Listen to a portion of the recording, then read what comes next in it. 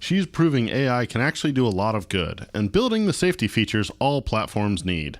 Let's welcome Julie Cordua, CEO of Thorn, and Megan Rose Dickey, senior reporter at TechCrunch, to the stage.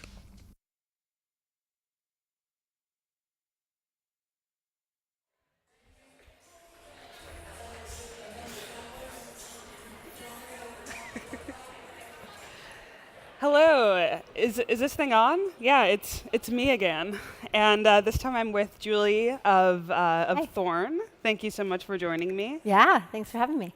So just to kind of kick things off, like, why don't you tell the audience a little bit about Thorn and how big of an issue sexual abuse against children is? Yeah, so I'm the CEO of Thorn. We are a nonprofit, but we look very much like a software company.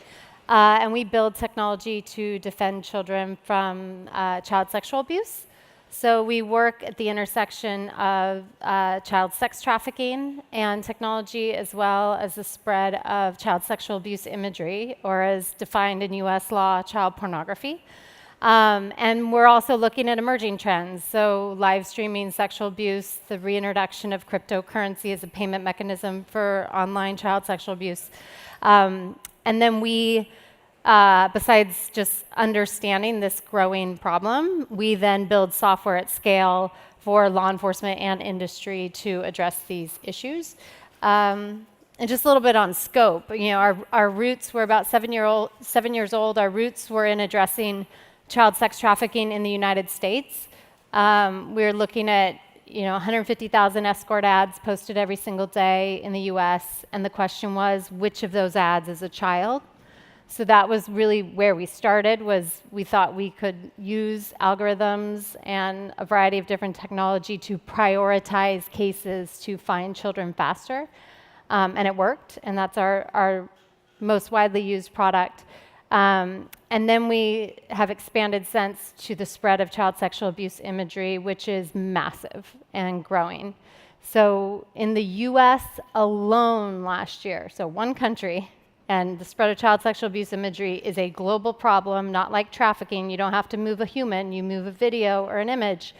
In the US alone last year, 45 million images and videos were reported to the National Center for Missing and Exploited Children of child sexual abuse imagery, and that came from only 12 companies. There's a lot more companies that host user-generated content. Only 12 generated 45 million images and videos of child sexual abuse in one country, and that is more than double the amount that was shared last year. So looking at the skyrocketing problem is one of the things we do, and then working to address it. And I mean, so that's just from 12 companies, and there are probably a lot more companies that are hosting this content, and maybe they know about it, maybe they don't. Maybe they do know about it, but don't really know or have the resources to tackle it, or are choosing not to allocate resources to that.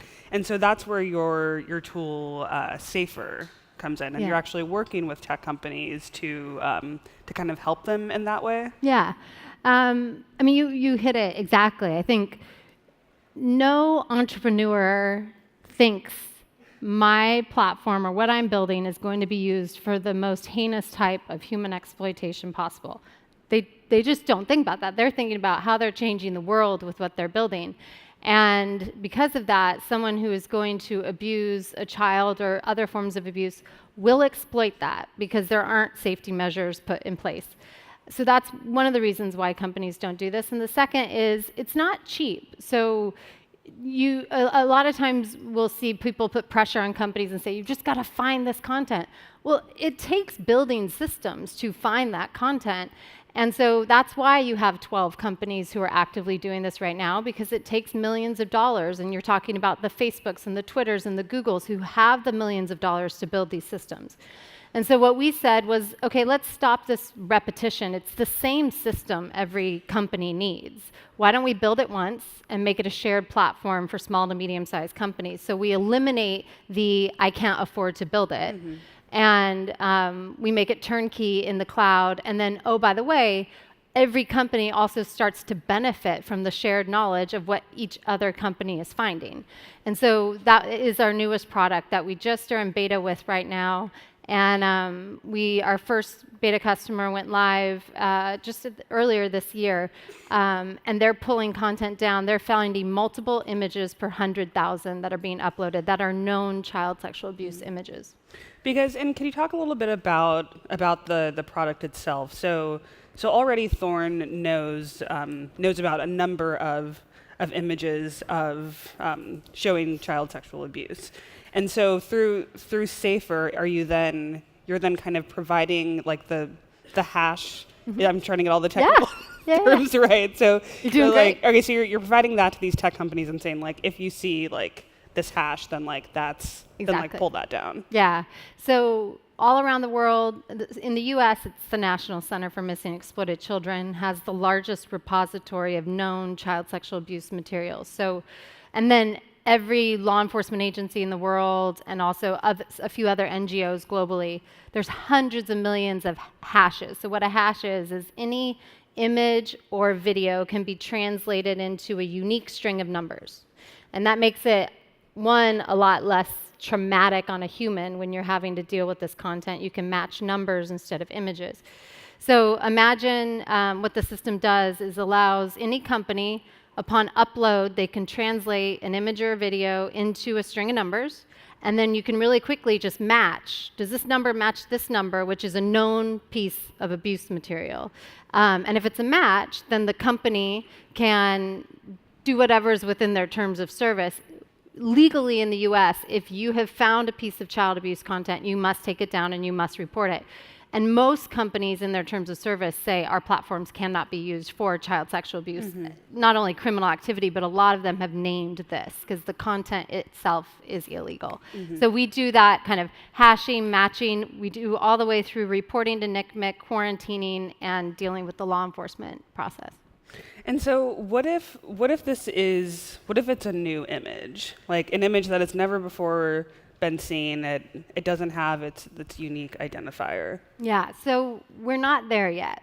And that's a bit gut-wrenching because often the unique image is the one of the child being abused right now. Mm-hmm. So if we have a hash, that means that law enforcement has seen that image, which means probably an investigation has transpired and hopefully that child has been rescued.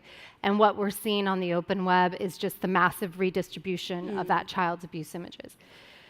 We need to get to those images that have never been seen before. And oftentimes what will happen is you use that known hash to find a bad image, and then the security team will do forensics on an account, and you'll often find 300 or 400 more images that you've never seen before. And so that information can be taken in, maybe an investigation's opened, it's hashed, and it goes back out. So now you're finding those images on all the other platforms. Mm-hmm. But this is why I know we're going to talk about AI, but this is where there's some really promising things that can happen when we start looking at the future of AI and future technologies. And we will invest there, but it's just also incredibly difficult because think about what a training set is for that, mm-hmm. right? Like, God, how will you train to look for abuse content you've never seen before when what you have to train off of is the most horrific thing in the world? Right.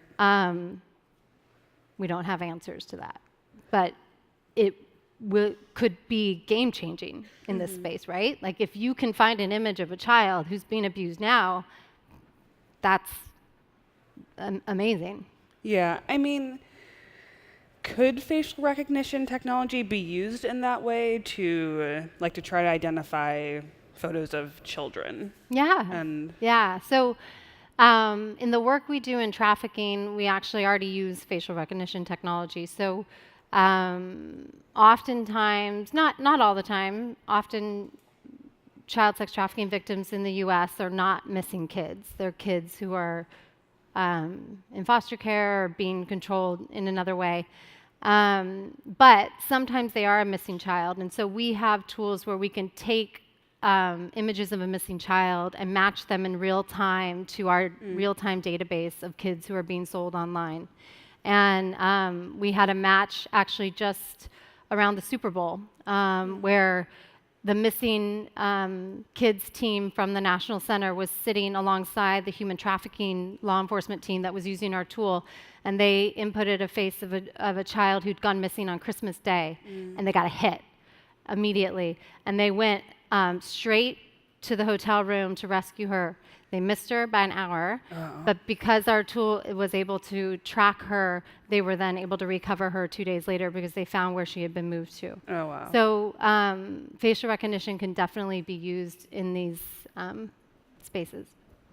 Yeah, and I mean, and of course with facial recognition, there are concerns of privacy. So I mean, I guess, and of course just in general with the work that you're doing, it's a very sensitive topic. So I mean, what is your general approach to privacy and ensuring safety and that the problem doesn't somehow get worse? Yeah, so it is an interesting intersection. Where we sit right now is all the data we work with is publicly available. So, which is crazy to think that we can do all this work with publicly available data, which just shows you where all of this bad stuff is. So publicly available data for us right now, I think, and then when we work with companies, the software we're building and the way we built this, we're allowing them to do a lot of the processing work on their own servers and only kind of send up to our environment in the cloud like a hash or a signal, because that's really important. If we want to activate hundreds of companies all around the world, we need to make sure that their users can feel confident that their content is still being managed by the terms of service that those companies have promised, right? We don't want them sending content out or making it available to law enforcement, but they still have the right to make sure their platforms aren't being used illegally. So we're trying to design systems that both protect privacy, but also work on behalf of the child.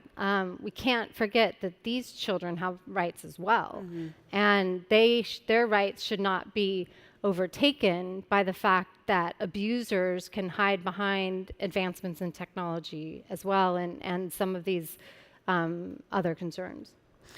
What will it take to really scale this? You mentioned that you want like hundreds of companies to be using the Safer platform, and at this point there are 3. So like, how do you get from 3 to hundreds? We got a long way to go. So we're actually setting out on a big mission. Over the next decade, we want to eliminate child sexual abuse content from the internet. And it's going to take 2 huge levers. One is activating law enforcement all around the world with the tools that they need to find children faster. The first case I was aware of in this field, the little girl was out there for 4 years before they could find her because her abuser was so technologically sophisticated. They knew she was there 2 years after her abuse started being published. Took them another 2 years to find her. And during that time, thousands of abuse material went viral. So we have to give law enforcement better tools to stop abuse quickly and stop, obviously, the trauma, but then the production of this content. And then second, we have to activate industry to stop the viral spread of this content onto the open web where everyone can access it. So that takes interesting funding models. So to date, a lot of, you could think of the funding we've gotten as a nonprofit has kind of been like seed funding, right? Like, can this idea work? Does that software really work? Now we need scaling funding, right? So just like you would invest in a software company from a venture fund perspective where, oh, you've now got product market fit, you need to go take this to the world, this needs that kind of funding, which is unique in the nonprofit space. But I would actually kind of challenge funders to think about, and creators in nonprofit and technology, to not be shy about thinking that way, because if you're going to tackle big global issues, you have to be willing to scale. And then the other element of that is that we're also thinking about revenue models so that it can be sustainable, so that as we do scale globally, we're not just growing and growing and growing and asking for more and more philanthropic dollars, but that we build a sustainable model on the back of it. So that's a lot of work. and we're just getting started, but that's where we're headed.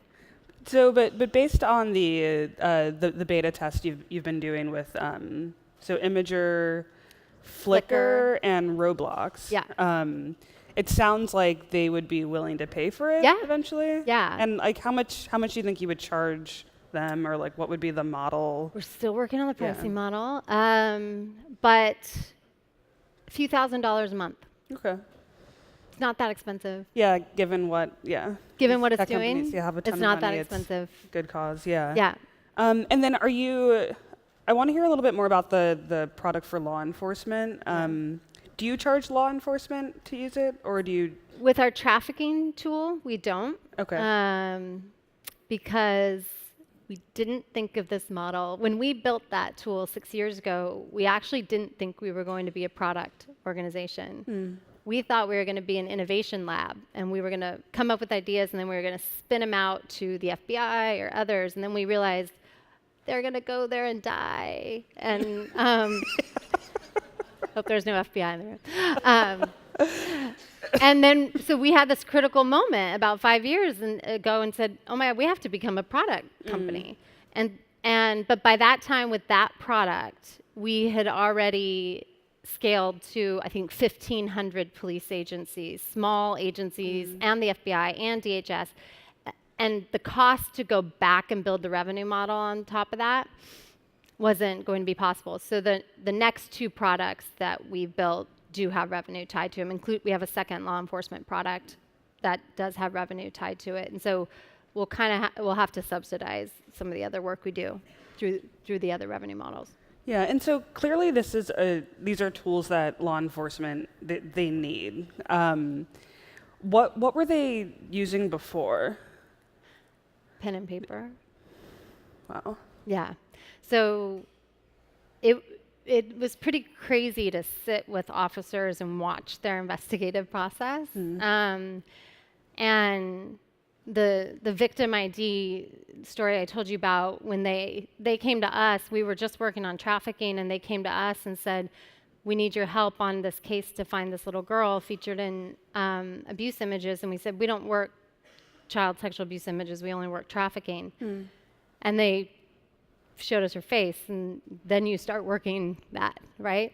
And we sat with them for 2 years, and you watch them work these cases, and you like pound your head against the wall, and you say, oh my God, if you just had like a database or one algorithm, and I'm not even an engineer, but I could have pinpointed the places that technology could have just shortened the time it would have taken to find that little girl.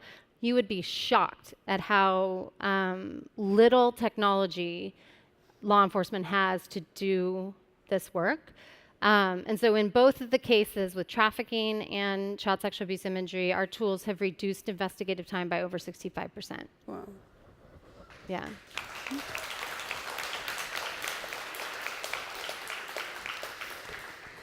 And so looking ahead kind of into the next year or so, it sounds like the plan is to try to scale the safer product, maybe get more law enforcement officials. And sorry, remind me of the name of the Spotlight for law enforcement. Okay. Yeah. What else is kind of on the horizon? We're growing. So that in and of itself is a whole investment. So doing this work means that we need a lot of engineers, and we need to figure out how to build an infrastructure that can sustain that, hiring. And then we're also, so we think of our work kind of in a triangle. There's 3 pillars where we can affect change in this area. One is finding children faster. That's our tools for law enforcement. The second is activating platforms. That's our tools for companies. And the third is actually changing behaviors. So programmatically, besides growing, we'll be investing and redesigning our work in that space to have more kind of behavior change and prevention campaigns based off of the data we're seeing online. So what are the abusive behaviors? How are children vulnerable? How can we interrupt those who are looking to abuse and deter abusive behaviors? So that's going to be a whole new complementary area of work for us as well. Nice. And so Ashton Kutcher and Demi Moore, they co-founded Thorn 7 years ago. 7? Yeah, gosh, Yeah. I think about 9 years ago. Oh, 9 years Yeah. ago. And so then at what point did you become involved and take over as a CEO? So I joined them early in 2011 when it was the Demi and Ashton Foundation, and they had committed to broadly work on child sex trafficking. And they hired me, and they gave me a runway, which I am incredibly grateful for, that I think most folks in nonprofit do not have, where they said, take the next 6 to 8 months and tell us exactly what we should be doing. And the whole thing was, how do we measure it? Because when they started getting involved in philanthropy, it was a lot of the obvious things where someone with that type of profile is called upon, like, come testify here, do this there. And they kept saying, well, what does it all add up to? What's the impact? And so my background was in technology and social enterprise. And so I had a lot to learn about trafficking and child sexual abuse. And I spent those 6 to 8 months I talked to like 150 different people, and came back and I said, you should do nothing else but focus on the role technology is playing in the democratization of child sexual abuse. And so 8 months later, relaunched as Thorn, and we spent our first 2 years learning, really, like I said, we weren't a product organization. And then I think really hit our stride 5 years ago when we realized we've actually got to build and scale and own these products. And you mentioned that you're growing, so looking to hire more. Yeah, engineers. Yeah. Engineers, anywhere, engineers. But also across the board, we're hiring data scientists, data analysts, salespeople, which is interesting for a nonprofit. We have an entire amazing development team, but we're bringing in folks who can sell to government and business.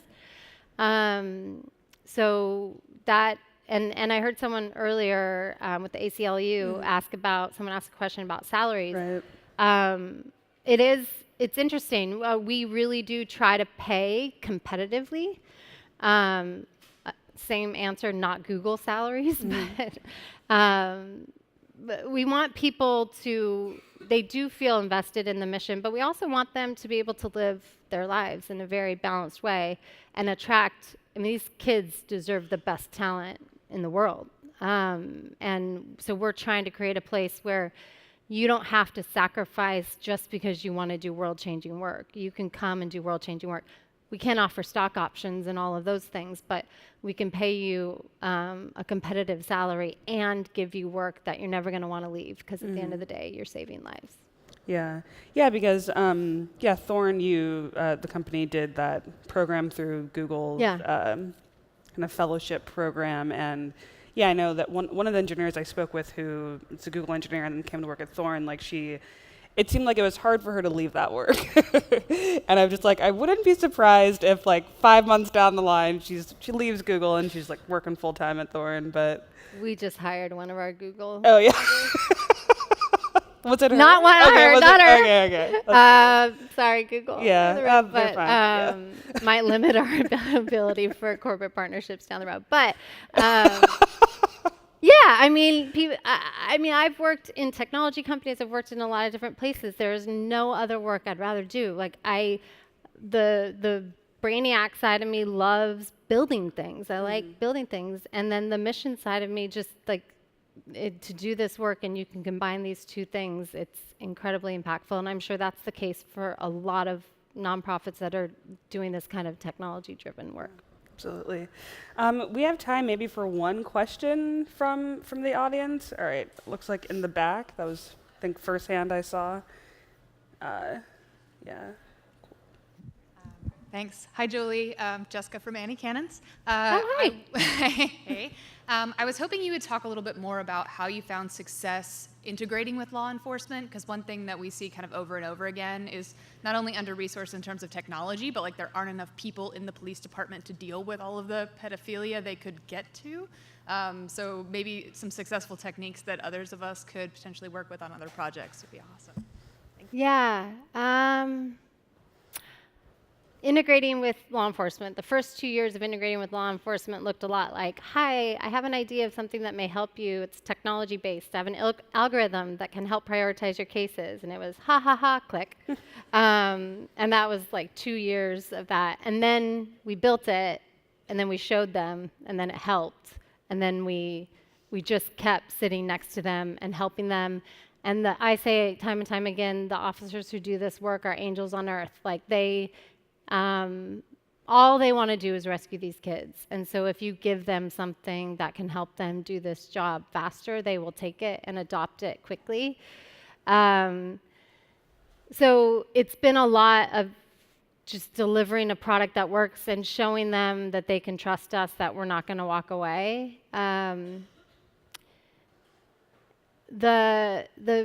You said like they're overwhelmed by cases, which is 100% right, which is why we're also looking at, like, law enforcement should be focused on rescuing the child. And then industry has to take a role in this. Like, there are millions of people actively trading child sexual abuse content today. Law enforcement can never arrest all of them, but companies should be removing that content and making it so they cannot do that free with no barriers, right? And that's what's happening right now is no one's checking, so anyone can share it. We can't rely on law enforcement to arrest our way out of this problem. We've got to change behaviors. We've got to get companies to be activated in this, and then we focus law enforcement on the most urgent of their cases. I don't know if that answers your question, but. All right. Unfortunately, that is all the time we have. But Julie, thanks so much for joining me. You. And I think you're just really doing wonderful work. So thank you. Oh, thank you.